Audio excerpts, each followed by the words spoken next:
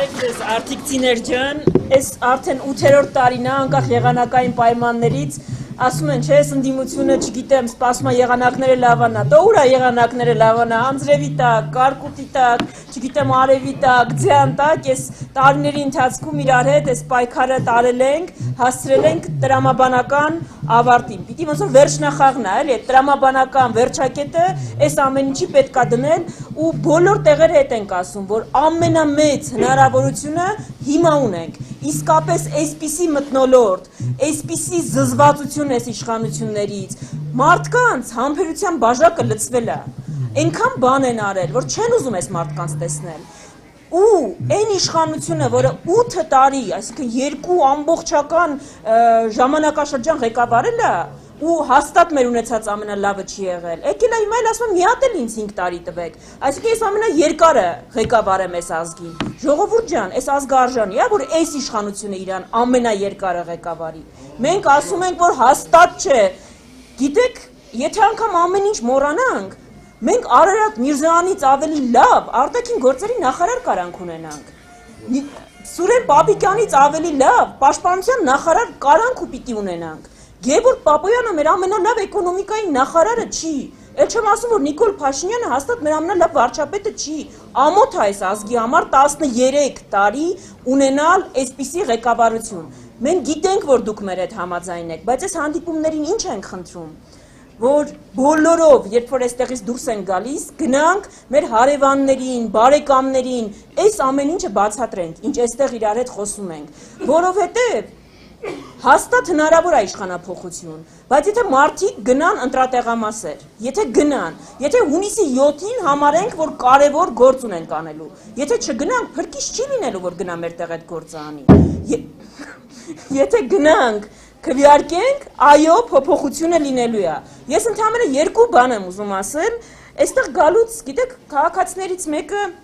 ասեց, մի հատ կփոխանցեք իրեն հարմար առիթին, որ ինչի է ինքը մասնակցում, հիմա բացատրեմ ինչ նկատի ուներ։ Ժողովուրդ ջան, եթե ձեզ գալիս են, խոստանում են ադրբեջանական բենզին, Ադրբեջանի բարեհաճությունը, Ալիևի խոստացած խաղաղությունը, Ալիևի տարածքներ են խոստանում, մի հատ կարաք բացատրեք, Նիկոլ Փաշինյանը այս ընտրություններին ինչի է միջնորդավորված մասնակցում, թող Ալիևը միանգամից քվեարկվի, թող կա Ալիևը իր դեմքով քվեարկվի, էլ բան տեղապահ ընտրում ենք, որ ինչ անենք, միջնորդավորված բան անենք, ինչի, այսինքն մենք պիտի ունենանք հայկական հայ ազգի ղեկավար, ոչ թե միջնորդ Ադրբեջանի ու Թուրքիայի համար, բրոկեր Ադրբեջանի ու Թուրքիայի համար, տենց հողերը, էժանով, թանկով, կամ չգիտեմ, տարածքները, ստրատեգիական ռեսուրսները, այսինքն պիտի հասկանանք, որ հունիսի 7-ին, եթե այս մարդը ընտրվում է Ալիևը, լինում է, միկրոֆոնը կա, ամենաթեժ պահին միկրոֆոնը հասավ, ընտրվում է Ալիևը, ժողովուրդ ջան, ընտրվում է Թուրքիայի, Ադրբեջանի երազած կառավարությունը։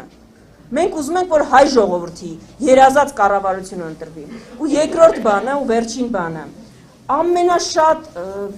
մտավախությունը, որ մեզ ասում են մեր քաղաքացիները, այստեղ էլ նոր, ասում են վախի մթնոլորտ կա։ Մարդիկ վախենում են։ Չեն, որովհետև ասում են լայքի համար գործից ազատում են, մասնակցության համար գործից ազատում են, բարևելու համար գործից ազատում են։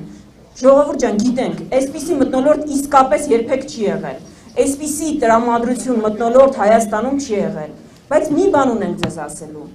այս ամեն ինչը իրենք արել են ձեր 7 տարի, սկսած քաղաքացու վրա թքելուց, վերջացրած ձեր հարկերը բարձրացնելը, վերջացրած պատերազմները, ձեզ գործից ապօրինի ազատելը, միջնամատ ցույց տալը ինձ հուշում են, կլինի մնացած բոլոր ապօրինությունները, բոլոր տեսակ հարկերը, տուգանքի մատերիալ սարքելը, քաղաքները չզարգացնելը, պարտքը ավելացնելը, դրա պատասխանի օր կա։ Պետք չի